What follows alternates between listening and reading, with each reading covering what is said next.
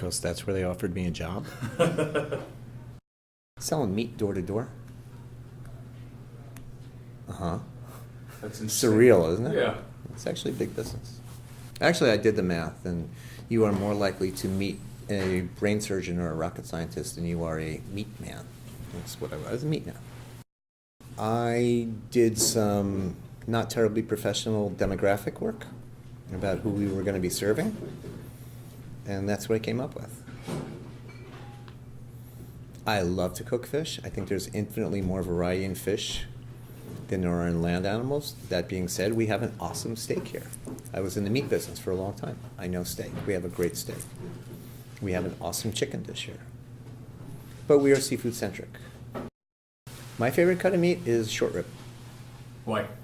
Why? I believe steaks, like people, are a balance of all things. You got the tender ones over here and the tasteful ones over here, and if you're lucky, you get one in the middle, like my wife. Often more tasteful than tender. Short rib's my favorite piece of meat. I go for flavor more than tender. That's why I'm with her. You can give me a filet mignon, but it's tasteless. Tender is all hell, but tasteless. Oh, absolutely. He's a busy guy. He's gotten to be very square.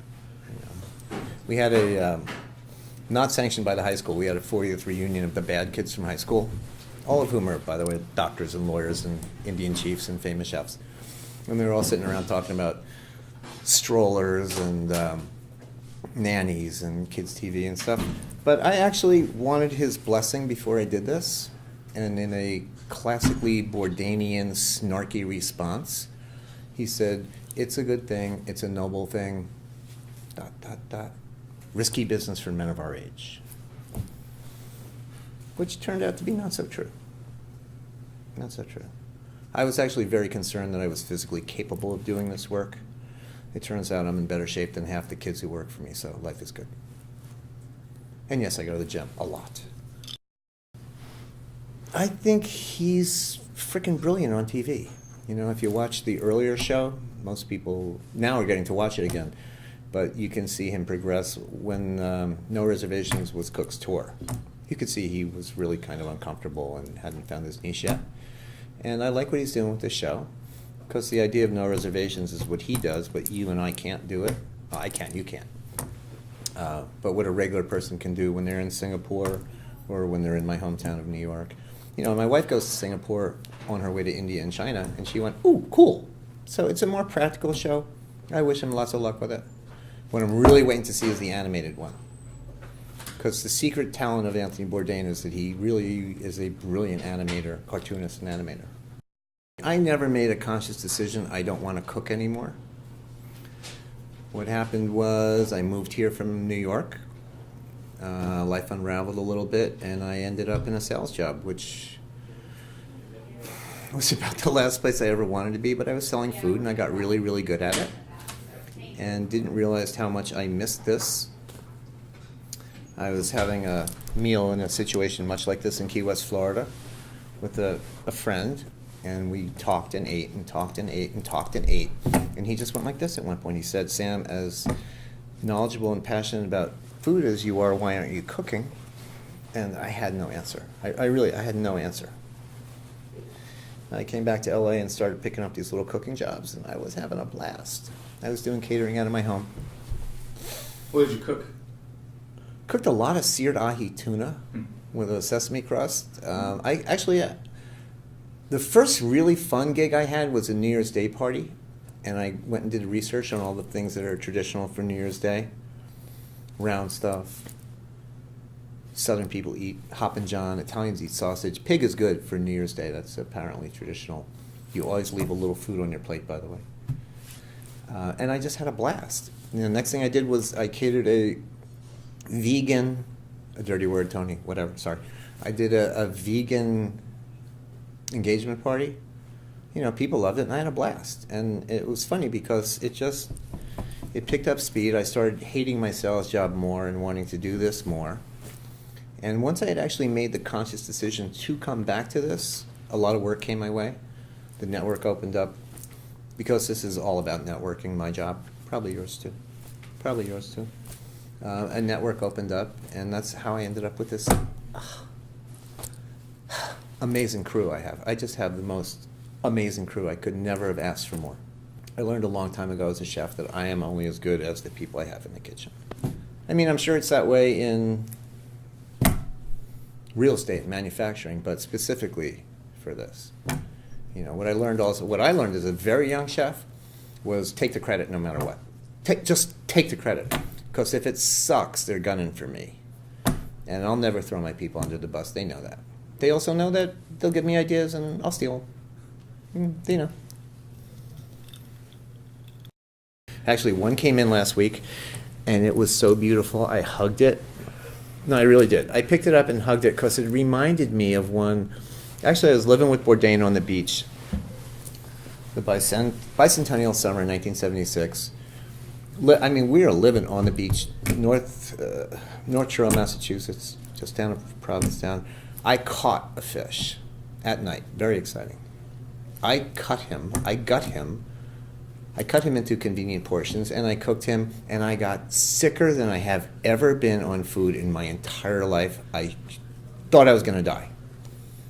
Truly thought I was going to die. And I got better, and I ate it again. And I think I paid my dues to the striped bass population, and that remains probably my second favorite food. The vegan dish here, we have a Moroccan-style vegetable stew called a tagine. And I have a gentleman from the Mideast on my staff, and he gives it the official, authentic thing. Actually, I had a guy in here last week from Morocco who said, yum, yum. And about a third of the people I hang around with are vegans or vegetarians. One of them really pulled me aside before we started doing this, and she said, if you treat me like a second-class citizen, I'm going to hate you. And vegetarians, there's a lot of them. They're good people. They're good people. And they get treated like crap in most restaurants. They really do. They get a plate of grilled vegetables that have been laying around for 2 days, where the chef sucks it up and makes them a vegetable risotto. And that's what my friend never wanted to be offered again. So we have some stuff, and I have my stash, which is available if somebody wants it. My lentils, always available. Sure, I would do TV. I find my life, well, it's mine, and it doesn't really interest me that much. I mean, I like my life, but it's just not that interesting to me. And people seem to be very interested in what chefs are doing today, which amuses me to no end. So yeah, somebody offered me something interesting on television, I would do it. Somebody wants to fly me to New York for a couple days to cook a basket full of mystery goods, I would probably say yes. I get to see my mom that way anyway. She lives in New York. My mom is a wildly talented home cook. I mean, she used to make beef Wellington and stuff like that.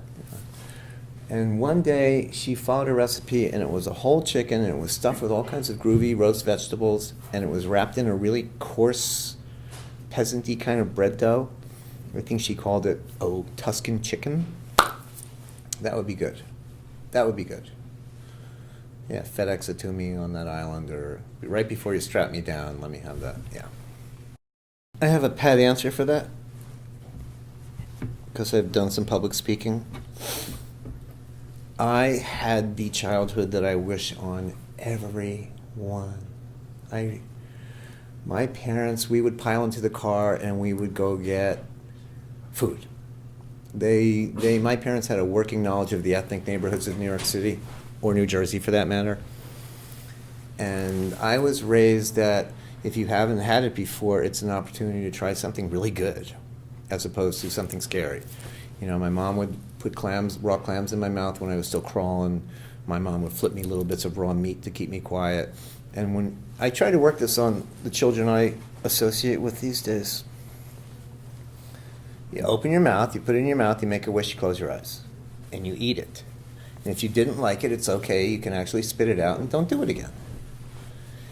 But if I had never tried sweetbreads, I wouldn't love sweetbreads. If I had never tried salmon, I wouldn't have found out I don't really like salmon. But I had, my parents are still around, which is a blessing. They're 90 years old. They'll be here in a couple weeks. There are no two people more thrilled that I have this opportunity than they. And I just had an awesome childhood. My mother's a great cook. My father would cook deli on Sundays and give her the day off. I think he's still got the pan.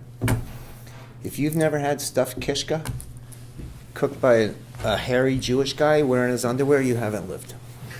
And my pop can fry a hot dog. Jewish deli is good. But we used to go to Sammy's Romanian. It was great. I think my parents are still doing that for their grandchildren, great-grandchildren. They go cruising around New York and stop and eat. What a life. How cool is that? You know, my mom knows the best place in New Jersey for soup dumplings. What could be better than a soup dumpling?